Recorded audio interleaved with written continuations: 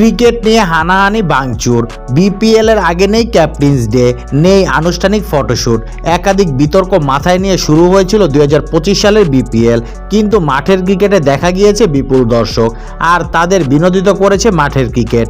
টি-20-র প্রাণ রান, আর সেটাই এবারের আসরে দেখা গেল পুরোদমে। বিপিএল এর 11 আসরের মাঝে এবারই উদ্বোধনী দিনে রান উঠেছে 700-র বেশি।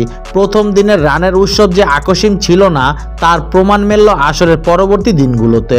এখন পর্যন্ত এবারে বিপিএলে হয়েছে 20টি ম্যাচ, তাতে 40 ইনিংসে 8 বারই পার হয়েছে দলীয় 200 রান, যার অর্থ প্রতি 5 ইনিংসে একটি করে 200 ছাড়ানো দলীয় সংগ্রহ দেখা গিয়েছে এবারে। চলতি বিপিএলে ম্যাচ প্রতি গড়ে 17-র বেশি ছক্কা দেখা গিয়েছে। এখন পর্যন্ত দেশের সর্বোচ্চ ঘরোয়া আসরে হয়েছে 442 ছক্কা, ম্যাচ প্রতি ছক্কা 17.1, আর এই সংখ্যাটাই টেক্কা দিচ্ছে আইপিএল এর গত আসরের সঙ্গে।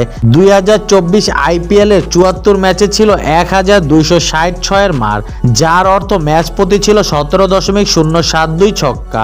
তবে 2023 আইপিএল এক একটি ম্যাচে ছিল 15টি ছক্কা। বলের হিসেবেও আইপিএল থেকে খুব একটা পিছিয়ে নেই এবারের বিপিএল। 2024 আইপিএলে প্রতি 13 বলে একটি করে ছক্কা দেখা গিয়েছিল, আর এবারে বিপিএলে 13.33 বলে একটি করে ছক্কা দেখেছে দর্শকরা। চারের ক্ষেত্রে অবশ্যই একটু পিছিয়ে আছে বিপিএল। 20 ম্যাচে এবারের বিপিএলে দেখেছে 571টি চারের মার, ম্যাচ প্রতি হয়েছে 28টির বেশি চার। আইপিএল 2024 সালে 74 ম্যাচে গড়ে হয়েছে 29.37টি বাউন্ডারি। অবশ্য পাকিস্তানে পিএসএলে আরও খানিক এগিয়ে। পিএসএল এর গত আসরে প্রতি ম্যাচে হয়েছিল 30টির বেশি চার।